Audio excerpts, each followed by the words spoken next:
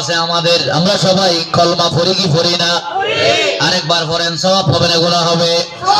লা ইলাহা ইল্লাল্লাহু মুহাম্মাদুর রাসূলুল্লাহ। চিৎকার করে বলেন আল্লাহু আকবার। ইমানকে প্রতি সেকেন্ডে নবায়ন করবেন। ফজরের নামাজ পড়ে কলমা পড়বেন, জোহরের নামাজ পড়ে কলমা পড়বেন, আসরের নামাজ পড়ে কলমা পড়বেন। কারণ আমরা এমন এমন কাজ করি ঈমান চলে যায় আমরাও জানি না, ঠিক কি না? এইজন্য আল্লাহ বলেছেন আমানু আমিনু, ঈমানদারেরা ঈমান আনো। আল্লাহ ঈমানদারের তো ঈমান আছে, আবার ঈমান আনবো কেন? আমার আল্লাহ বলেন ও ঈমানদার তোমার ঈমান আছে, কিন্তু সকাল থেকে জোহরের ওয়াক্ত পর্যন্ত কত কাজ করেছো, কত কথা বলেছো, কত মিথ্যা বলেছো, কত ধোঁকা দিয়েছো। এখানে তুমি কি জানো কোন কথায় তোমার ঈমান চলে গেছে? সুতরাং তুমি ঈমান থাকলেও আবার কলমা পড়লে সওয়াব তো পাবা বাবা, বেঈমান হলে আবার ঈমানদার হয়ে যাবা, আবার তোমার নামাজ কবুল হয়ে যাবে। সুবহানাল্লাহ। আপনাদের কি খারাপ লাগে? শেষ করে দিব? গভীর মনোযোগ আছে না নাই? আলোচনা মাত্র ঢুকতেছি, চাবি পেয়েছি, কোন ঠিকানা পাই নাই।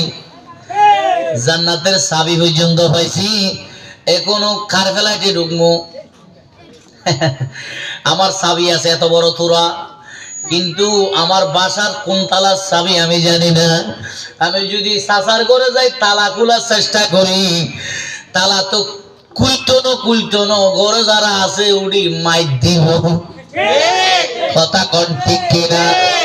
হুজুর পরে দেখবো, আগে কইব সুরের ল, আগে কইব সুরের বন্ধুদের ল, হুজুর তুজুর কইব পরে মাইকের খাওয়ার পর কইব দেখিতে কিছু কোন আগে হেতের গো মাহফিলে আসিল, এবারে এনে কিল্লাইছে হেবেড়া জান্নাতে খুঁজতেছে, চাবি আছে ঘর কোনটা ছিনে না, ভুলে চলে এসছে। মার খাওয়ার পরে মাইক খাওয়ার পর কইব ভুলে আইছে, আগে কিন্তু উত্তম মাধ্যম। এই যুবক ভাইরা আমার, আজকে বলছে কোভিডের বাইরে এত কষ্ট করে কেন মাহফিল করেছে? তারা আপনার দরদি, তারা চায় আপনি তার সাথে জান্নাতে যাবে। জোরে বলেন আল্লাহু আকবার। যুবক রে, সেই জান্নাত আমার নবী দিতে পারে কি পারে না? সে নবীকে যদি মুসিবতে না পাই, তাইলে ওই নবীকে যদি না পাই মুসিবত থেকে উদ্ধার হওয়ার রাস্তা আসেনি।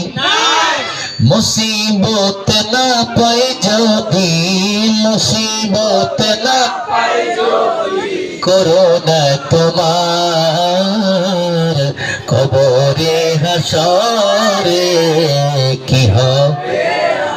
জোরে বলেন না, কবরে হাসরে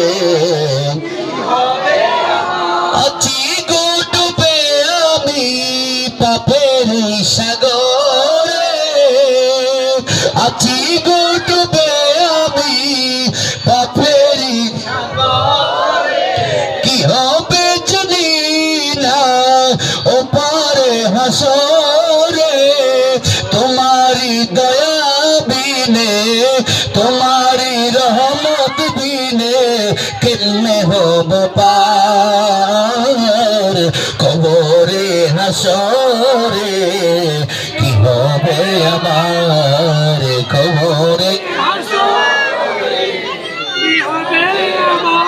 সালাত দুনিয়া রাসূলুল্লাহ আলাইকুম।